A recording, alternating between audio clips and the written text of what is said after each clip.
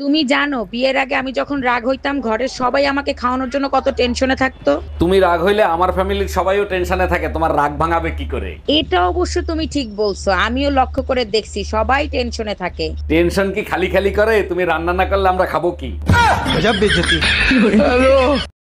তেমন কিছুই না। আমাদের সমাজে বেশিরভাগ স্বামীদের কিছু চাহিদা, বউয়ের চেহারা চকচক করতে হবে কিন্তু কোনো স্কিন প্রোডাক্ট ব্যবহার করা যাবে না। বছর বছর বাচ্চা হবে কিন্তু চেহারা নষ্ট হওয়া যাবে না। সিরা তেনা পড়বে কিন্তু দেখতে ঐশ্বরিয়া রায়ের মতো লাগতে হবে। নিজে বুড়া হবে কিন্তু বউ বুড়া হওয়া চলবে না, বয়স থেমে থাকতে হবে। নিজে খেয়ে খেয়ে মোটা হবে কিন্তু বউ শুকনা থাকতে হবে। আবার বেশি শুকনা থাকলেও সমস্যা, তাকে নাকি দেখতে শুটকির মতো লাগে। বউ সারাদিন কাজ করবে কিন্তু ক্লান্ত হওয়া যাবে না। বউ যত ভালো করেই রান্না করুক বলবে যে অমুক তমুকের মতো হয় না। নিজে ফোনে সারাদিন বন্ধু বান্ধবের সাথে কথা বলবে কিন্তু বউয়ের কোনো আত্মীয় স্বজন বন্ধু বান্ধব কিচ্ছু থাকতে পারবে না। যাই হোক, বললে আরো অনেক কিছু বলার আছে কিন্তু এখন আর বললাম না। মা দুর্গার বিসর্জন দিতে যাবেন না? মন খারাপ করে বসে আছেন কেন? কথা ছিল আপনার বৌদির সাথে একসাথে বিসর্জন দিতে যাব, এখন বলে সে যাবে না। বৌদি না গেলে না যাক, আপনি মন খারাপ করবেন কেন? আপনি একা চলে যান। মন খারাপ আপনার বৌদির স্বপ্নটা পূরণ করতে পারলাম না।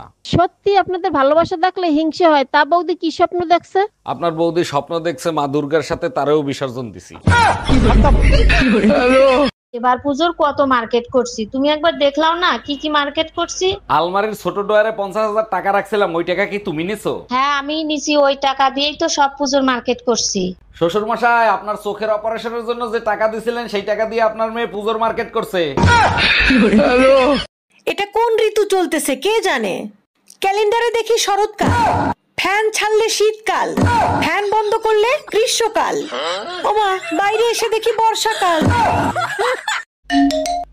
নমস্কার শাশুড়ি মা, শারদীয় শুভেচ্ছা রইলো। তা কবে আসতেছেন আপনারা?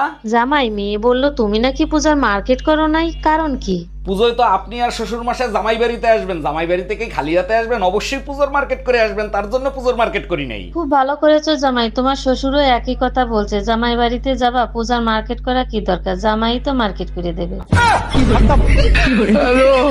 এই কই তুমি, এক গ্লাস পানি দাও তো, আজ 4-5 দিন ধরে বুকে ব্যথা করতেছে। 4-5 দিন ধরে তোমার বুকে ব্যথা করতেছে আর আজকে তুমি আমারে বলতিছো 1 মিনিট দাঁড়াও। আরে ডাক্তারের ফোন দেয়া লাগবে না, গ্যাসের ব্যথা এমনি এমনি ঠিক হয়ে যাবে। হ্যালো ইন্স্যুরেন্স কোম্পানি, শিগগিরই বাসায় আসেন, 50 লাখ টাকার একটা লাইফ ইন্স্যুরেন্স করাবো।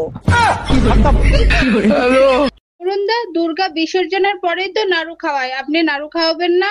আরে বৌদি, এবার শুধু নাড়ু খাওয়াবো না, নাড়ুর সাথে যা খাইতে চাবেন তাই খাওয়াবো। আগে তো নাড়ুও খাওয়াতেন না, এখন নাড়ুর সাথে আরো কিছু খাওয়াবেন, কাহিনী কি? কোনো কাহিনী নাই, এবার বিসর্জনে আপনার বৌদিরে নিয়ে যাবো তো তাই। মা দুর্গার সাথে আমারও বিসর্জন দিবি সেই খুশিতে, তাই না? চাচি, একটা কথা কি জানো? কি?